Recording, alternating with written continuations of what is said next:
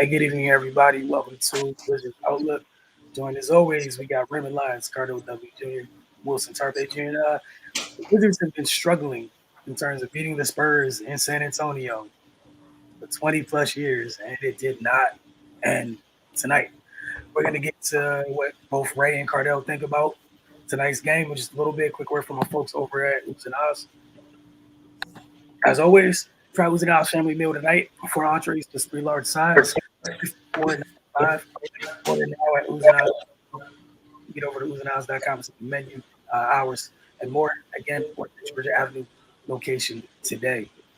All right, Cardell, we'll start with you tonight. Just your initial thoughts on what happened with Washington and San Antonio, which is the curse there apparently. But combination of things. You got to keep it a buck. Love West said what he's brought, but he ran into the master tonight. In the second half, once Pop adjusted, he had to counter for everything West tried to do afterwards, and it was clear. You know what I mean? And then that's one part of it. The second part of it is the Wizards in the second half. I mean, you could say lack of energy or whatever. Um, I just think they allowed the Spurs to have whatever they wanted. Coming in, the Spurs only shoot 33% from three on the season, but they shoot 44% tonight. So they exceeded that. They're second in the league in assists. They had 28. You know what I mean? Pretty much their average. Fast break points. Spurs 17. Washington Wizards 0. Points in the paint. Lord Jesus, 72. 72 points in the paint. They're not a good free throw shooting team, so it was right on average with that. But my point is, the Spurs score off a transition and 3-point line in, not necessarily 3-point line out, and they don't hit free throws at a good clip, and they don't turn the ball over. So what you have to do is run, pretty much. If they out on the 3-point line, I'm gonna give them space. I'm not gonna run out as hard. I'm gonna let you shoot them. The problem was they was getting past the Wizards, still getting the shots that they're comfortable making, which allowed them to get a rhythm to start hitting threes. And then the floodgates open. So now they're doing things that they're not good at, and they getting whatever they want in the half court. Then on top of that, when they get on a run to get the rebound or they create a turnover, the Wizards weren't getting back. It was like the Spurs were moving at a different speed than the Wizards, especially in the second half. And that's how they executed. I don't think people realize how great Jonte Murray has been playing this season. This was a dangerous game because people just look at the record at 5-13 and think, oh, this will be an easy win. I'm like, no, I'm watching the Spurs all season. And they've been in a lot of games. They just haven't closed because they can't make free throws and they can't shoot threes. And teams buckle down and, force them to their weak points. But they've been in games where, a couple free throws here, a couple threes there, that record could easily be 13-5 coming in here. So, I knew this would be a dangerous game, and I think the Wizards just played right into their hands, man. This is the first game I could say that Trez wasn't there. And, cut him some slack, he was due, because he's an energetic player. You play off energy, you're going to have flat games, you know what I'm saying? So he's pretty much brought it every game so far this season, so I'm not going to knock him. But, their inability to guard the guards, they're small, but they're athletic and versatile. And they can create off the bounce, they can shoot in mid-range, and they can defend. They can force turnovers. That's what, to me, cost them the game. You look at Murray, like I said, 22, 10, and 8. He came in averaging 18, 8, and 8. You know what I mean? He exceeded that. Derrick White, 24 points, covering him at Portsmouth when he blew up and got drafted. 24 points, 5 assists, 5 rebounds. He's really one of the couple marksmen that they had from deep. And he was 3 for 7, 10 for 21. Jakob I felt was huge, 14 and 11. Caleb Johnson, 13 points, 5 rebounds on 6-8 shooting. What I'm trying to say is Thaddeus Young, big, 10 points off the bench, 5 of 7. Brent Forbes, 10 points, 4 of 6. What I'm trying to say is everybody that got in double figures for the most part did the most damage were efficient. That means there wasn't any resistance at all. And the Wizards try to go bucket for bucket with them. and you can't do it against a young team, especially on the last game of a 4-game road trip. You know what I'm saying? Y'all already got the dead legs, y'all already tired, probably ready to go home. You got to play smarter than that, man. And I just saw at the end of the second half just so many mistakes, even defensively, like the one with Kuz was like switched on to DeJounte, and DeJounte saw they were confused, and he went right there and drew the foul on Kuz, and Kuz was mad like, yo, I told you switch, come down. That happened all second half, man. And then um, same thing. DeJounte Murray got Kuz on the island, just drove past him easily, going right. You know what I'm saying? Laid it up, tapped him on the chest, let him know, yep, that's me. And Kuz ain't really even. He was just like, yeah, it is what it is. It was just that night. But the Wizards, a lot of the flaws that we always talk about at the game, it just kind of showed itself greatly in the second half, and they got to clean that up, man. You know what I'm saying? Like they I know out on the broadcast they're saying the Wizards' expectations go 500 on the road and take care of home court. Yeah, but if you're trying to do damage in the playoffs, unless you get a high seed, that ain't gonna bode well for you. Because if you in the 4 or 5 range, I know it's extended to 10 playoff positions, but if you in that lower half or whatnot, you end up in there, you got to play on the road, you're gonna be out in the first round because you're up and down on the road. And then, but those teams might be good on the road. They might come here and steal one from you. So they got a lot to clean up, man. And it's a lot of correctable mistakes that starts with them. You know what I'm saying? It's not something the coach need to do. So that's just my take from it. It's a lot of the same flaws that we've been talking about, and it just came to fruition greatly in the second half. All right, Ray. Yeah, I really don't have too much to add, man. It's just another slow start from the Wizards. We've seen this shoot them in the foot several times. Especially in recent games. A slow start against a young team, and they just allowed them to build confidence throughout the game. And then in the second half, they just ran away with it. The Wizards, man, they're just so Jekyll and Hyde offensively. Either it's everything's going great, they're moving the ball, they're getting high quality looks, or they're just stagnant and chucking threes and turning the ball over.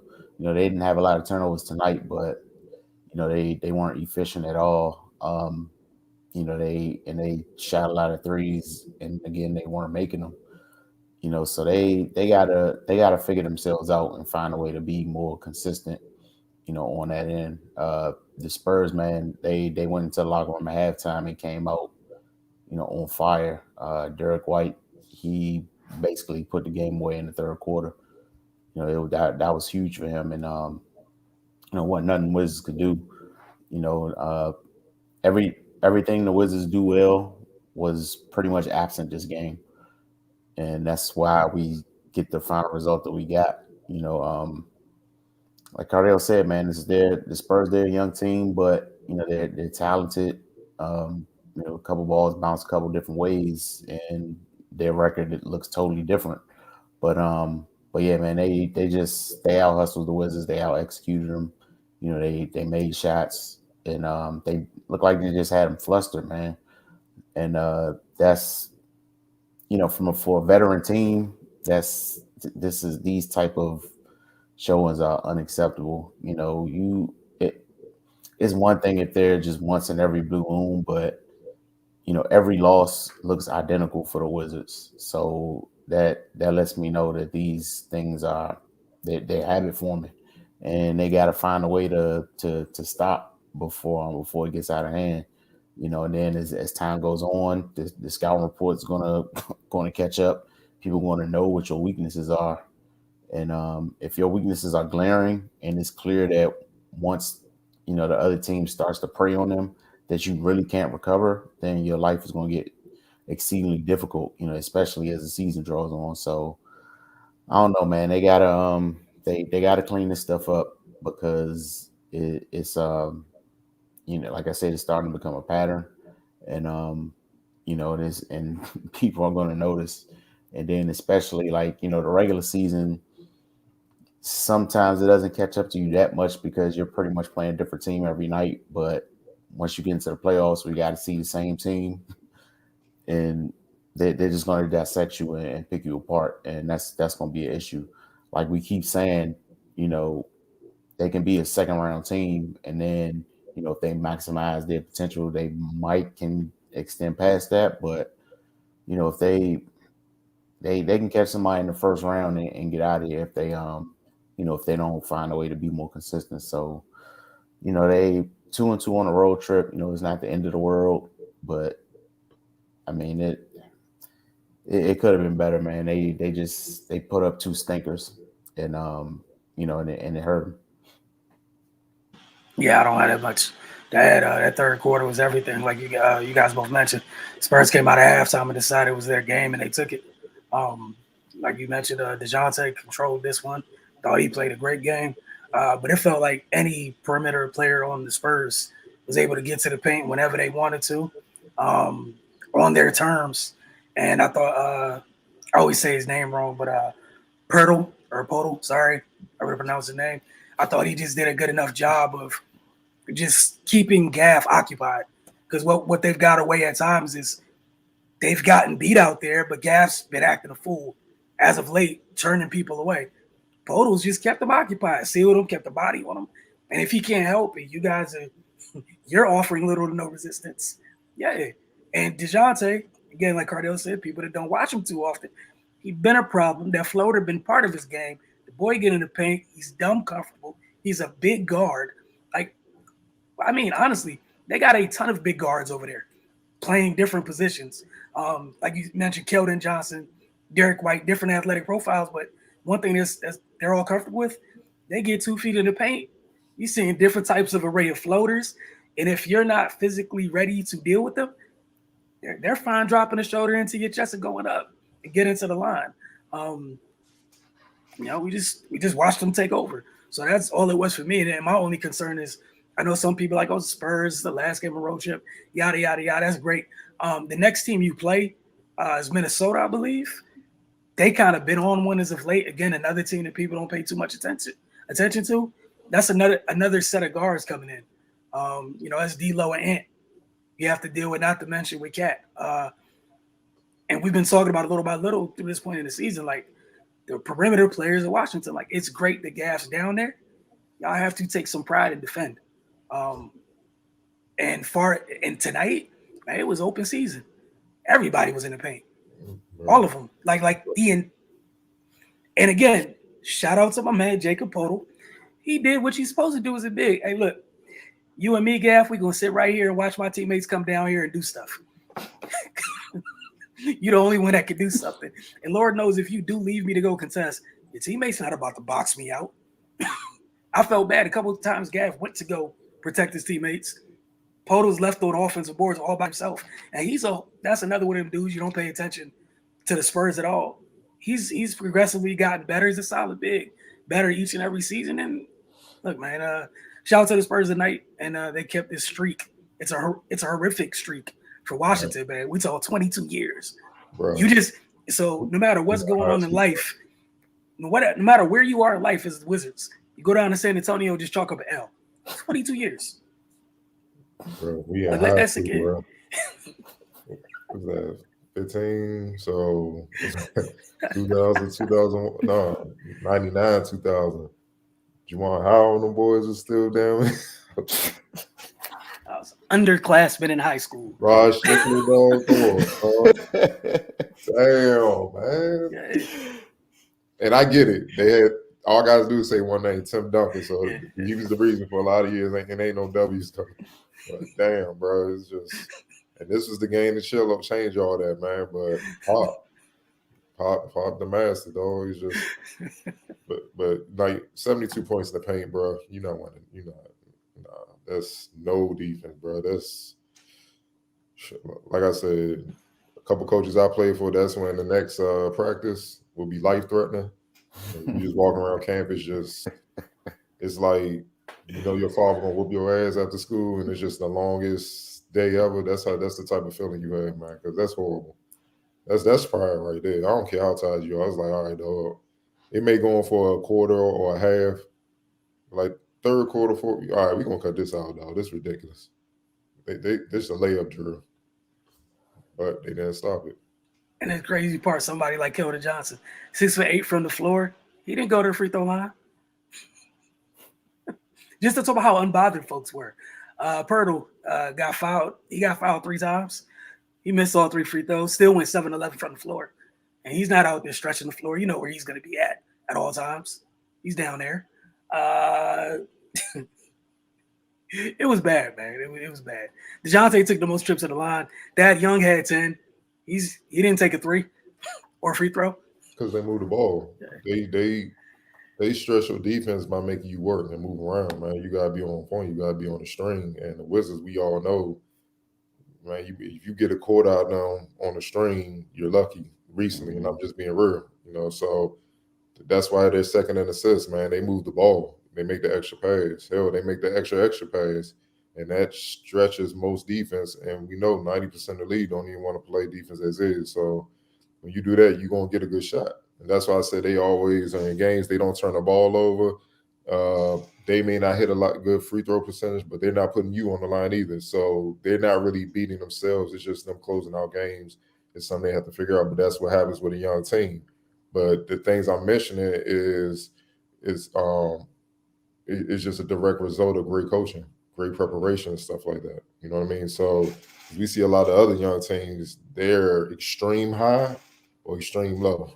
You know what I'm saying? They either get hot and just bomb you and maybe squeeze out a win, or you blowing them out. It's not, the Spurs are consistently there, which is what you would expect from a pop coach team. So yeah, man, that's just what it is. I mean, it's sad that the Spurs are younger, but they made the Wizards look like the young team. Mm-hmm. They were way more poised. And again, DeJounte, even in the first half before they completely took over the game, it was his game. Problem, man. Yeah, it was his game. He's almost averaging a triple-double, and no one's talking about it. One turnover tonight with that usage. That's my point, bro. If the Spurs were 13-5, we'd be like, yo, he an all-star. Mm-hmm. And they still got time. They get on a win streak and he maintain these numbers. You got, that's all around excellence. And we know he straps, man. Like he super athletic, 6'6", long arms, can do everything, though. So look, man,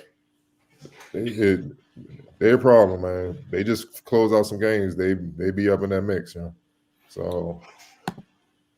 And for some of y'all, if this was your first time watching San Antonio, add them to your league pass list. They definitely worth to watch. Don't be shocked later. Don't wait. All right, get to player of the game for you guys. Who wants to go first tonight? Go ahead, Ray. I went Derrick White, for that third quarter outburst. I feel like that's when really the game was over, to be honest. The Wizards had no answers. And, he was the driving force behind it. He just did whatever he wanted to do, got whatever shot he wanted, and it was no resistance. And that was pretty much the catalyst to to the Spurs taking over the game. DeJounte, 22, 10 and 8, control the game. Defense, he kept Spencer at bay at times. Bill, he's coming. That young boy coming. He's not getting enough praise. He's not getting enough shine, but he's coming, man, because it's consistent. It's consistent all around excellence, and I always favor those type of players because they're going to impact the game no matter what. You're going to feel them. You know what I'm saying? So definitely, because without his production, they don't win. You know what I mean? So I'm gonna definitely have to give it to him. Yeah, I'm going with DeJounte as well. I thought the floor game was just great. Yeah, if you want to nitpick, like 8 for 19 is not exactly super efficient or whatever for someone who wants to nitpick. But again, you watch this whole game, it's hard not to walk away watching. He was the best floor general on the floor tonight. He controlled this thing, and his imprint was all over the game. Again, 10 boards. You had Podol, you had Gaff, then the point guard of the Spurs. That's, what I'm saying? Like, if we've seen other people on the Wizards have, good rebounding numbers, whatever. Again, it was the two centers. They kind of cancel each other out. And Jonte Murray. And 2 of them were offensives. And again, the other 8 on defensive, we all know, point guards or guards, you get the defensive rebound, you're able to get out and push. All right. And again, he turned the ball over one freaking time. So he made it easy for me tonight. Like, I just sat there shaking my head like, okay, so yeah, you're not going to alter or try to make this thing difficult for him. Cool. Every time I got in the lane, I was just like, So the floater's coming. No, okay. The floater's coming. No. All right. Pump fake. Step through foul. Look, man, it's a great game by him. X Factor. Whoever wants to speak first, feel free. Jakob. Go to Jakob. Like you said, occupy Gafford. He made Montrez not even be a threat, period, for the first time all season. 14 and 11, he on the paint. You know what I mean? And he cleaned up whatever they missed, which wasn't much. So, running the floor and defensively, he was on point, running the floor, making sure, he got back. He prevented loud plays, hedged out. Man, he had a great, what I call dirty man, hard work game. You know what I'm saying? That won't show up in the box score, but was big for them in the win. Go ahead, Ray. I went Jonte Murray for X Factor, just because he had his hands in a whole lot tonight and controlled the pace. He, he was able to get out and transition and, get the Wizards off balance. And, then even in the first half when they was kind of going back and forth and the Wizards were trying to stretch it out, he hit a couple of baskets that, that kept it within reach. And, and getting into the lane and hitting those floaters just put a lot of pressure on the Wizards defense. Yeah, I went with Jakob as well. I gave up. I'm going to learn your last name, buddy. I promise I'm going to get it in a couple of weeks. I'm going to get it eventually. I have to learn your last name because you show me and other people, again, he was big in this one, man. 11 boards, but 7 of them were offensive. We've seen how annoying Gaff has been last couple games. And again, 7 offensive rebounds, huge, especially considering it's a team that doesn't shoot well from the outside. Those second opportunities were huge. And like Cardell mentioned, there's an extra possession. Defense is already scrambled. The way they move the ball, some of Derrick White's threes came off of that, just comfortable, wide open pulls. Like you said, there's only a couple guys on that team can knock down wide open threes. He was huge. I don't know what they do without him in this one because he killed all air traffic in the paint for San Antonio. This wasn't you could come down here if you want to. We leaving with there's only one way this ends. I'm punching it, I'm altering it, and we off to the races. And the biggest thing, again, going back to DeJounte, Pirtle's Jakob's going out there altering shots and whatnot. DeJounte's grabbing that thing and they off running the other way. It was huge tonight. So just want to give him some love for that because traditional bigs aren't dead, contrary to popular belief. They still matter. One comment we had tonight.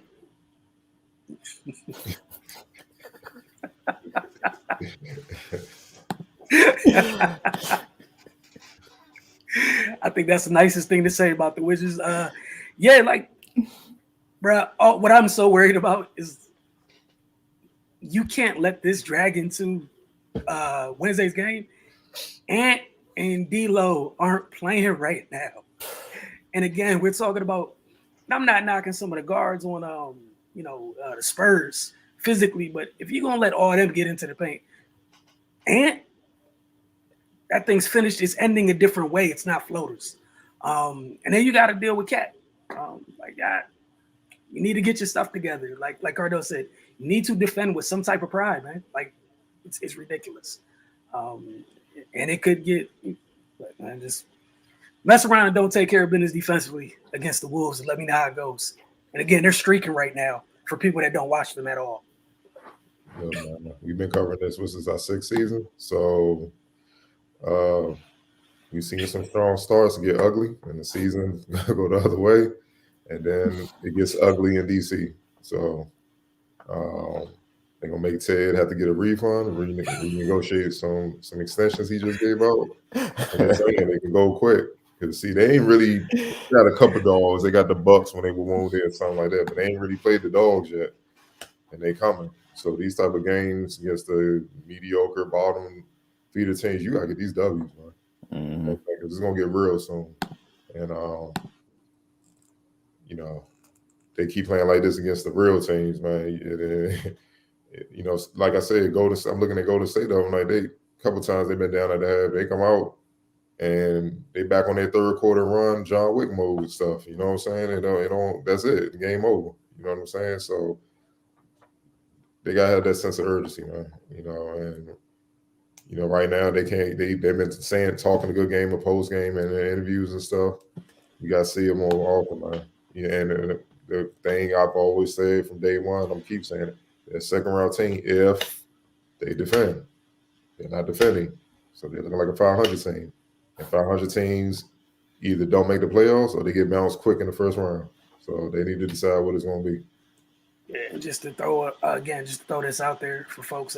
Minnesota's 11-10 now. Started slow, been rolling a little bit. They are 7-3 in their last 10.